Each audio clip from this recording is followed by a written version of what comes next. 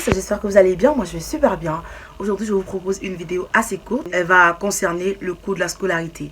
Aujourd'hui j'avais cours avec le président du collège, de mon collège à la faculté. La faculté est divisée en plusieurs collèges et aujourd'hui j'avais cours avec le président qui parlait un peu des étudiants étrangers. Il disait que le nombre d'étudiants étrangers que va accueillir l'université va baisser considérablement à 150 étudiants.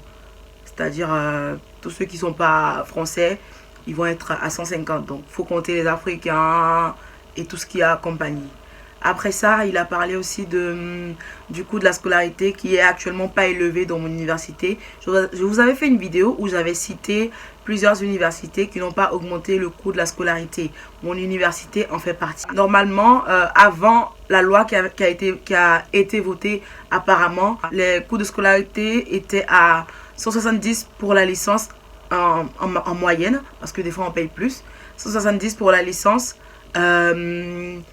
243 pour le master et 380 pour le doctorat. Vous voyez, je dis en général ou en moyenne parce qu'on a payé plus cette année par rapport à la CEVEC et compagnie. Mais voilà, la CEVEC c'est la vie étudiante, c'est la contribution à la vie étudiante, donc dans les cités universitaires et tout. Alors, ces sommes-là vont tripler quand la loi sera mise en application dans toutes les universités. Et aujourd'hui, le président il disait tout simplement que toutes les universités qui n'ont pas encore augmenté le coût de la scolarité ont juste demandé une exonération à l'État. Une exonération de 10%. C'est-à-dire que à 10%, l'État va permettre à ces universités de ne pas encore augmenter le coût de la scolarité.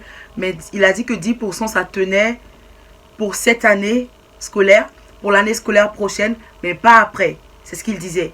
Il disait que si on voulait exonérer tous les étudiants étrangers non européens de notre université, les 10% n'allaient pas tenir jusqu'à 2 années scolaires encore.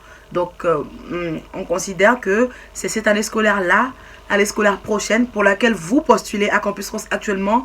Et à la prochaine, il n'y aura plus d'exonération. Du coup, je viens vous faire cette vidéo tout simplement pour que vous soyez informés, pour pas que vous soyez surpris. Parce que plusieurs dits peuvent être interprétés de manière différente. Plusieurs personnes peuvent penser que la loi a été annulée. Mais à ce qu'il a dit, moi je pense qu'elle n'a pas été annulée. Parce que si elle aurait été annulée, ça aurait fait grand bruit et tout. Tout comme ça a fait grand bruit quand on nous en a parlé. Donc je viens là pour vous informer, pour que vous puissiez informer vos parents, pour pas que vous soyez surpris ici, pour pas que vous gâchiez cette opportunité de réussir votre procédure. Parce que si vous ratez cette procédure et que vous postulez l'année prochaine encore à Campus France, ça sera pour venir en France l'année à venir. Et là, il n'y aura plus d'exonération, normalement. Donc je viens pour vous booster un peu par rapport à ça. Et aussi, pour ceux qui ont déjà commencé à recevoir des réponses positives à Campus France, vous allez voir que tout en haut, il y a marqué exonération partielle. Quand j'ai vu quelqu'un qui m'avait dit qu'il avait été accepté et que j'ai vu exonération partielle, ça m'a tout de suite mis la puce à l'oreille. Je me suis dit, mais attends, en fait, il faut que tu fasses une vidéo, en fait. Parce que vu que j'ai fait une vidéo pour dire qu'il y a plein d'universités qui n'ont pas accepté, certaines personnes ont pu penser que c'était annulé. Et moi-même, je ne savais pas que c'était pas annulé, vous voyez. Du coup, je viens là pour vous le dire, pour que vous puissiez le savoir. Il y a une exonération partielle. Du coup, on doit tous s'attendre à ce que ça soit mis en application partout. Alors, c'est un peu le but de ma vidéo. Donner tout cette fois-ci, donner tout pour pouvoir être accepté cette année, pour rentrer dans un cycle, avec le coût de la scolarité pas super élevé, parce que je dois rappeler que ne vont payer que le nouveau coût de scolarité des étudiants qui rentrent dans un nouveau cycle, c'est-à-dire licence, master, doctorat. Si tu es rentré en licence pendant que le coût de la scolarité était à 170 €, tu payeras 170 € L1, 170 L2, 170 L3. Si tu es rentré au master à 243, tu payeras pour tes 2 masters 243 et pareil pour le doctorat.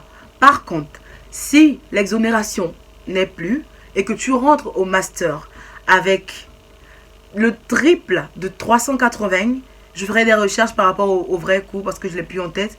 Si tu rentres en doctorat avec le triple de 380, tu feras le doctorat avec le triple 380, ta deuxième année de doctorat, pareil, et ta thèse, pareil. Je pense que c'est comme ça que ça se dise. Donc, faut bien le savoir, faut bien faire vos calculs par rapport à ça, faut bien vous préparer. Voilà, il y a plein de raisons qui ont été données à ça, comme quoi on allait mieux accueillir les étudiants étrangers. C'est vraiment pas mal, mais je pense que pour des étudiants qui n'ont pas beaucoup de moyens, c'est mon point de vue, ils vont se mettre à travailler tout le temps, tout le temps, tout le temps, et ça sera un peu chaud pour la scolarité. Bon, bref, c'est pas encore mis en application, juste je vous passe l'information. Je vous souhaite des acceptations et des acceptations. On se dit à bientôt pour une nouvelle vidéo. N'hésitez pas à mettre un petit pouce bleu si vous avez aimé et aussi partager la vidéo à tous ceux que vous connaissez qui participent à Campus France. Tous ceux que vous ne connaissez pas, on ne sait jamais. Faut pas que les gens se mettent en tête que la loi a été annulée. Parce qu'on n'a jamais dit que la loi a été annulée. Alors, merci d'avoir visionné. On se dit à bientôt pour une nouvelle vidéo. Ciao!